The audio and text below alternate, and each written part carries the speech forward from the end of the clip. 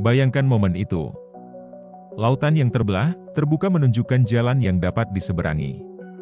Nabi Musa dan pengikutnya melangkah di antara dinding air raksasa, tanah di bawah mereka kering, seolah ombak tunduk pada perintahnya. Tapi, pertanyaannya adalah, setelah laut kembali menyatu, apakah ada bekasnya? Apakah ombak masih menyimpan jejak peristiwa dahsyat itu? Atau semuanya kembali seperti sedia kala, seolah tak pernah terjadi apa-apa? Dan, tahukah kamu? Di dunia ini, ada fenomena lain di perairan, di mana air tampak terpisah meski mereka berada di tempat yang sama. Bukan karena penghalang yang terlihat, bukan pula karena dinding yang membendungnya, tetapi karena aturan alam yang menakjubkan. Di manakah itu?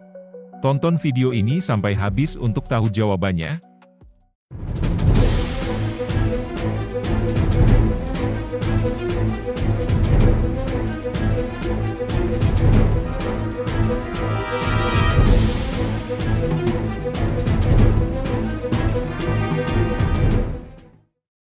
Ramadan hampir mencapai puncaknya. Sebentar lagi Lailatul Qadar, malam yang lebih baik dari 1000 bulan. Saatnya kita tingkatkan ibadah kita dan memperbanyak doa. Tapi sebelum itu, yuk rehat sejenak. Pernahkah kamu mendengar tentang dua lautan yang bertemu, tetapi tidak menyatu? Bagaimana bisa terjadi? Dan apa hubungannya dengan fenomena air lainnya di dunia ini? Kalau kamu sudah nonton video minggu lalu, kamu pasti masih ingat kisah dahsyat Nabi Musa yang membelah laut. Peristiwa luar biasa yang tidak bisa terjadi begitu saja, kecuali karena kehendak Allah. Saat dikejar Fir'aun, jalan seolah buntu, tetapi dengan perintahnya, lautan terbelah dan membuka jalan kering bagi Nabi Musa dan pengikutnya sebelum akhirnya kembali menyatu, menenggelamkan Fir'aun dan pasukannya. Laut yang tadinya terpisah kembali seperti semula, tanpa bekas atau jejak yang menunjukkan bahwa peristiwa luar biasa itu pernah terjadi. Tapi ada fenomena di dunia nyata di mana perairan tampak bersebelahan tetapi tidak bercampur, seolah ada sekat yang memisahkan mereka.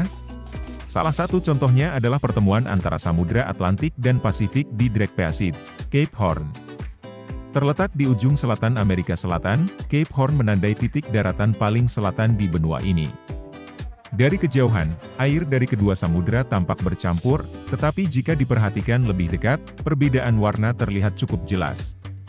Air dari Samudra Atlantik lebih biru, sedangkan air dari Samudra Pasifik cenderung lebih gelap. Perbedaan ini terjadi karena kadar garam, suhu, dan kepadatan air yang berbeda di masing-masing samudra. Atlantik lebih asin dan padat, sementara Pasifik lebih ringan karena curah hujan yang lebih tinggi. Karena karakteristik ini, mereka tidak langsung bercampur dan tetap tampak terpisah untuk waktu yang lama, meskipun akhirnya, arus, gelombang, dan angin secara perlahan menyebabkan kedua massa air ini bercampur. Tapi kalau samudra bisa tetap terpisah selama bertahun-tahun, bagaimana dengan pertemuan air sungai dan laut? Bukankah seharusnya mereka bercampur lebih cepat? Di tempat sungai bertemu laut, ada batas yang jelas antara air tawar dan air asin. Bahkan jika dituangkan ke dalam satu gelas, keduanya tidak langsung bercampur. Perbedaan kepadatan membuat air asin, yang lebih berat karena konsentrasi garamnya lebih tinggi, tetap berada di bawah, sementara air tawar, yang lebih ringan karena tidak mengandung garam, mengapung di atasnya. Di alam, proses ini terjadi dalam skala yang jauh lebih besar. Air sungai membawa sedimen, mineral, dan zat organik yang semakin mempengaruhi kepadatannya, sementara air laut lebih padat karena kandungan garamnya.